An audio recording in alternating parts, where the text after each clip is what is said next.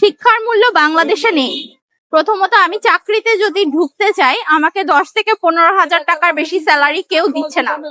তো সেই দিক থেকে দেখতে গেলে আমি নিজের উদ্যোগে ছোট কিছু করাই বেটার মনে করেছি আসলে, সেজন্যই এই ব্যবসায় আসা।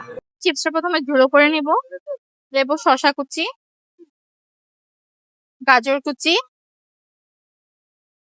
ক্যাপসিকাম কুচি। আপু এটা কি হোমমেড?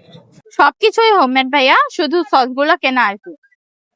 অনেকেই বলে যে আপনার এই যে 20 টাকার চিপস 100 টাকা বিক্রি করেন, আসলে এটা অনেক বেশি হয়ে যায় না?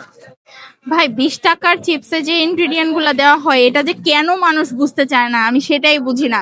যে শুধু কি 20 টাকার চিপসটা দেখলে হবে, সাথে যে এত এত জিনিস দেওয়া হচ্ছে সেটারও তো একটা মূল্য আছে। সেই মূল্যটাকে আগে নির্ধারণ করতে হবে না? আমাকে তো কেউ ফ্রিতে এগুলো দিয়ে দেয় না, আমিও তো টাকা দিয়ে কিনে আনতে হয়।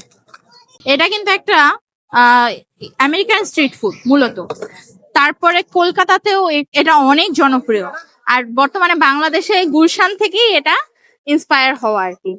তো সেখান থেকে নিজের কিছু অ্যাডিশন এনে এটাকে আর কি তৈরি করার চেষ্টা করেছি। প্রতিদিন কি পরিমাণ চিপস বিক্রি করেন? এই তো 30-40টা, 4,000 টাকার মতো থাকে। ওখানে কয়টা আছে? প্রায় 17 থেকে 18টা আইটেম আছে রেগুলারে, আর স্পেশালে 20 থেকে 21টা আইটেম যায়, যেটা 150 টাকা। সেটা হচ্ছে দিয়েছি শসা কুচি, গাজর কুচি, ক্যাপসিকাম কুচি, কাঁচামরিচ কুচি, পেঁয়াজ কুচি, তারপরে চিকেন বল, সসেজ কুচি, আর চিকেন ঝুড়া আছে, ধনিয়া পাতা কুচি, লেবুর রস, আর আছে ঝুরি ভাজা যেটা আমি স্পেশালি দিয়ে থাকি, চাট মশলা, আর আছে বিট লবণ।